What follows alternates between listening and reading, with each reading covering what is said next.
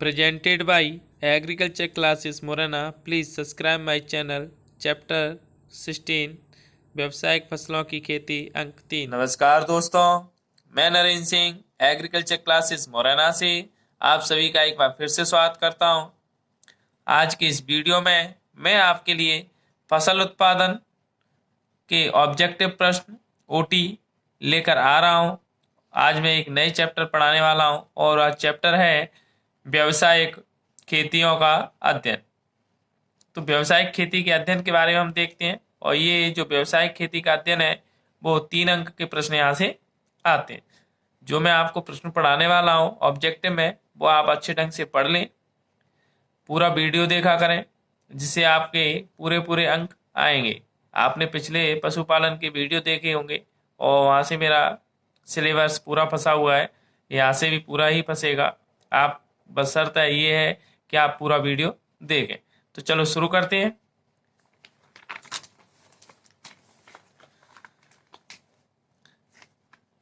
व्यावसायिक फसलों की खेती का अध्ययन, चैप्टर 16। ये 3 नंबर के यहाँ से प्रश्न आते हैं और मेरा पहला प्रश्न है, लेमन घास को किस अन्य नाम से भी जाना जाता है?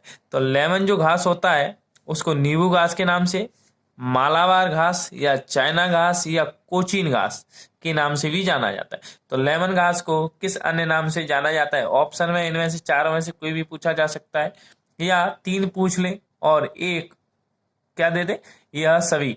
तो आपको यह ध्यान रखना पड़ेगा कि लेमन घास को नींबू घास के नाम से, मालाबार घास के नाम से और चाइना घास के नाम से और कोचीन घास के नाम से जाना जाता है।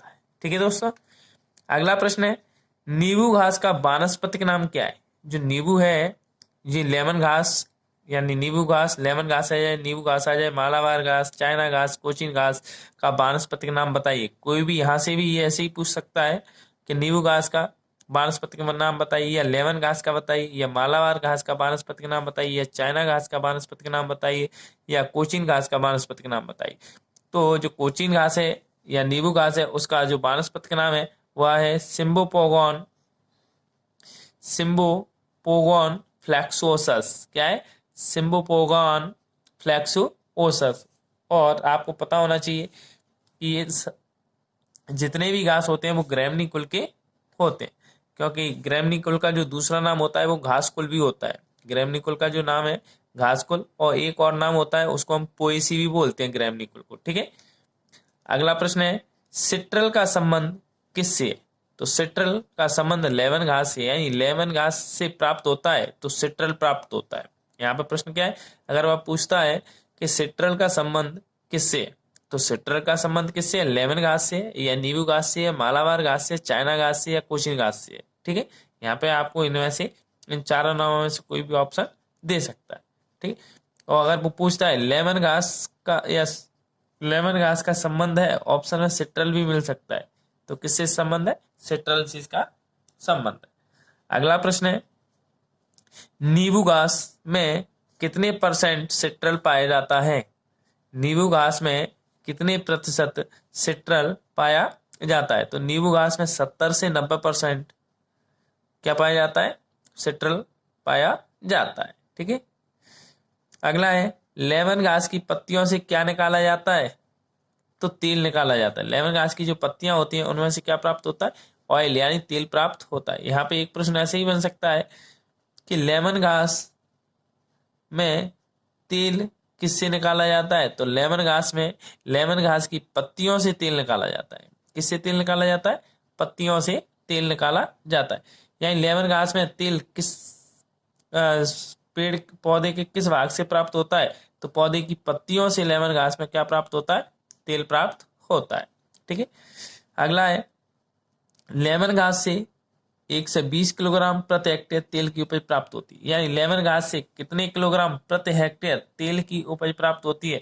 तो 1 से 20 किलोग्राम प्रति हेक्टेयर तेल की उपज प्राप्त होती है लेमन घास से। अगला प्रश्न है, रतनजोत को हम इंग्लिश में बोलते हैं जेट्रोफा और इसका जो वानस्पतिक नाम होता है वो होता है जेट्रोफा कर्कस। क्या होता है? Jatropha Kirkus. इसका ये क्या होता है? वानस्पतिक नाम होता है। ठीक है दोस्तों, तो और इसका कुल जो होता है वो क्या होता है, U4VAC होता है। तो रतनजोत या जेट्रोफा, कोई भी एक नाम दे सकता है, चाहे तो वो रतनजोत पूछ ले या जेट्रोफा के नाम से पूछे। तो जेट्रोफा पूछता है तो जेट्रोफा कर्कस, रतनजोत कहता है तो जेट्रोफा कर्कस। ठीक है, और इसका जो कुल होता है वो होता है U4VAC। और मैं एक बात आपको बताऊं कि इसका जो उपयोग होता है वो बायोडीजल बनाने में या जैव ईंधन के रूप में करते हैं। यहाँ पर प्रश्न आ जाता है कि जेट्रोफा का उपयोग करते हैं तो बायोडीजल बनाने में या जैव ईंधन बनाने में, ऑप्शन में आपको मिल सकता है। अगर खालिस्तान है तो आपको ये इनमें से बायोडीजल व जैव ईंधन के रूप में इसका प्रयोग करते हैं। ठीक है, अगला प्रश्न है, रतनजोत के बीजों में 28 से 35% तक एक गाढ़ा तेल पाया जाता है। यही जो रतनजोत होता है उसके जो बीज होते हैं उनमें क्या पाया जाता है, तेल पाया जाता है। वो भी कैसे प्रकार का होता है, गाढ़े प्रकार का होता है। कितने परसेंट पाया जाता है रतनजोत के बीजों में तेल, तो 28 से 35% क्या पाया जाता है, तेल पाया जाता है। ठीक है, और इस तेल का ही उपयोग हम किसके रूप में करते हैं, ईंधन के रूप में करते हैं। ठीक है, अगला है, खस घास का वानस्पतिक नाम बताइए। जो खस क्या एक प्रकार का ये भी घास है और इसका कुल भी क्या होगा, पोएसी होगा या ग्रैमनी या घास कुल होता है। और मैं आपको बताऊं तो जो इसका वानस्पतिक नाम होता है वो होता है वेटिवेरिया जिजेनियडिस। क्या होता है, वेटिवेरिया जिजेनियडिस। तथा इसका जो कुल होता है वो क्या होता है, पोएसिया ग्रैमनी। और इसके कौन से भाग से तेल निकाला जाता है या इत्र निकाला जाता है, तो जो खसघास होता है इसकी जड़ों से ही हमें क्या तेल या इत्र, यानी इसके जो जड़ों को हम क्या करते हैं, सेंट बनाने के लिए भी हम इसका उपयोग करते हैं। ठीक है, अगला है, खसखस बोने का समय कब है। तो खसखस की बुआई हम जून के अंतिम सप्ताह से लेकर अगस्त तक करते हैं। यानी अभी इसका बुआई का समय शुरू होने वाला है, जून का अंतिम सप्ताह। आपके एग्जाम खत्म हो जाएंगे उसके बाद हम इसकी बुआई कर सकते हैं। तो जून के अंतिम सप्ताह से लेकर और अगस्त तक हम खसखस की क्या करते हैं, बुआई करते हैं। ठीक है, अगला है, रतनजोत के बीजों का भंडारण कितने वर्षों किया जा सकता है। तो रतनजोत के बीजों का भंडारण हम कई वर्षों तक आसानी से बिना क्षति के कर सकते हैं। रतनजोत के बीज में नुकसान नहीं होता है या बहुत वर्षों तक आसानी से ये बिना किसी क्षति के इसका भंडारण किया जा सकता है। अगला है, खसखस की जड़ें कैसे प्रकार की होती हैं। तो जो खसखस होता है उसकी जो जड़ें होती हैं वो स्पंजी प्रकार की होती हैं। कैसे प्रकार की होती हैं, स्पंजी प्रकार की जड़ें होती हैं। अगला, पुदीना, जो पुदीना होता है उसका वानस्पतिक नाम क्या है। तो मैंथा आर्वेंसिस इसका बॉटनिकल नेम है। तथा इसका जो कुल होता है वो होता है लेमेसी, और ये बहुत बार पूछा जा चुका है। तो पुदीना का वानस्पतिक नाम मैंथा आर्वेंसिस तथा कुल लेमेसी है। इसकी 19 जातियां कौन कौन सी है, ये हिमालय है और जो शिवालिक ये बहुत बार पूछी जा चुकी है। हिमालय है इसी प्रकार से दे दिया जाता है, हिमालय है। तो हिमालय क्या है, पुदीने की एक जाति है। हिमालय पुदीना की जाति है, सत्य या असत, इस तरीके से पूछा जा सकता है। तो आप ये जो वैरायटी हैं 4-5 इनको आप ध्यान में रखना है। हिमालय है, कोसी है, शिवालिक है, सक्षम है, कुशल है। तो ये किसकी जातियां हैं, पुदीना की जातियां हैं। अगला है, विश्व का सबसे अधिक पुदीना कहाँ होता है।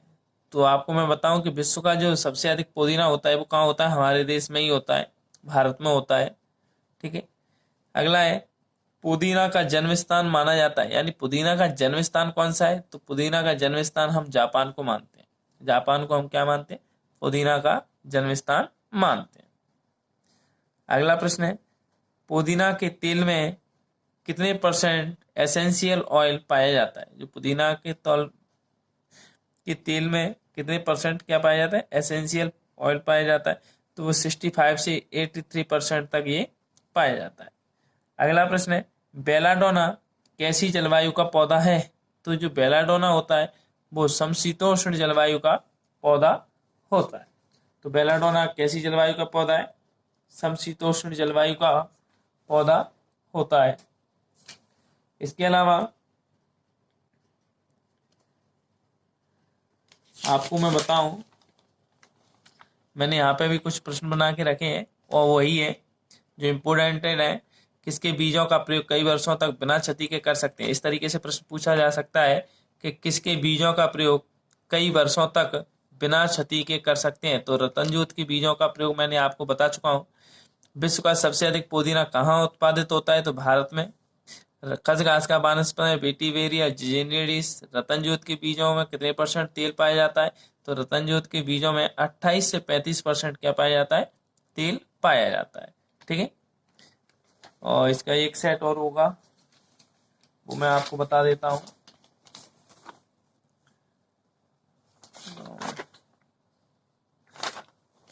ठीक है, तो ये प्रश्न वही है, सिट्रल का संबंध किससे है?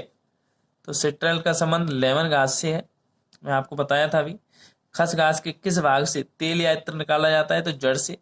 हिमालयन एक किस्म है, इस तरीके से वो प्रश्न पूछा जाता है। हिमालयन पूछ ले या शिवालिक के नाम से पूछ ले, तो इस तरीके से पूछेगा हिमालयन एक किस्म है। तो आपको बताना होगा कि हिमालयन किसकी किस्म है। तो हिमालयन आप उनको पता है, हिमालयन है, शिवालिक है, ये किसकी जातियां है? हिमालय पुदीना की जातियां। खसवास बोने का समय कब है? जून के अंतिम सप्ताह से अगस्त तक। दोस्तों, तो ये थे ऑब्जेक्टिव प्रश्न मेरे जो मैंने आपको पढ़ाए हैं, और यहीं से आपको क्या मिल जाएंगे? इस चैप्टर के ऑब्जेक्टिव प्रश्न आपको पूरे 3 नंबर के ऑब्जेक्टिव ओटी आपको मिल जाएंगे। अब मैंने आपके लिए, इससे पहले यानी मशरूम की खेती वाली वीडियो में मैंने आपके लिए कुछ 1 से लेकर 4 तक के इम्पोर्टेंट प्रश्न भेजे थे लास्ट में, वो आपने देख लिए होंगे। और इसमें भी मैं जो एक सेट के 3-3 प्रश्न मैंने आपको बताए थे वहां पे, अब 3-3 जो प्रश्न और हैं वो मैं आपको बता दूं कि कौन कौन से आपको करने हैं। तो इससे 6-6 प्रश्न हो जाएंगे आपके, उन्हीं में से आपके फंस जाएंगे। तो सेकंड चैप्टर और थर्ड चैप्टर का ये सेकंड, हाँ सेट बी है, ए है। ठीक है, तो मैंने सेट बी के बारे में तुम्हें बता दिया था, और सेट ए है। तो ये लिखा है पादप पोषक तत्व कितने प्रकार के होते हैं और उनके पोषक तत्वों के नाम लिखिए। तो ये आपको ये याद करना है चैप्टर 2 से। दूसरा, पौधों में नाइट्रोजन और कैल्शियम के महत्व तथा कमी के लक्षण याद करने हैं। और मृदा में पोषक तत्वों की प्राप्ति के स्रोत बताइए, ये याद करना है। ठीक है, और 3 प्रश्न मैं इसके पिछले मशरूम वाली खेती के वाली वीडियो में मैं आपके लिए भेज चुका हूँ। अगला चैप्टर 3 से कौन कौन से याद है? खाद एवं उर्वरक में अंतर, गोबर की खाद एवं कंपोस्ट खाद में अंतर, हरी खाद किसे कहते हैं, इसके 4 लाभ व 4 हानि लिखिए। तो ये प्रश्न आपको क्या करने, इस प्रकार से 3 उसमें थे, 3-3 इसमें हो गए, 6-6 प्रश्न आपके हो गए। इन 6 प्रश्नों को ये आपको याद कर लेना है। इसके बाद आपको बताना है फर्स्ट और फोर्थ बचा है। तो फर्स्ट और फोर्थ के बारे में मैं आपको बता देता हूँ। तो फर्स्ट में मैंने वहां पे कुछ बता दिए थे 3 प्रश्न, और यहाँ पे मैं आपको बता रहा हूँ। तो जल निकास के 8 उद्देश्य लिखिए, ये वाला प्रश्न याद कर लेना। सिंचाई और जल निकास में अंतर, पृष्ठीय जल निकास तथा भूमिगत जल निकास में अंतर, ये याद कर लेना। अगला चैप्टर 4 से क्या याद करना है? तो किन्हीं 4 नाइट्रोजन अथवा फॉस्फोरस उर्वरकों के नाम तथा उनकी प्रतिशत मात्रा याद करनी है। नाइट्रोजन में कौन यूरिया है, फॉस्फोरस में कौन कौन से हैं। ठीक है, इसके मैं वीडियो बना चुका हूँ पहले ही, आप वहां पे देख लेना।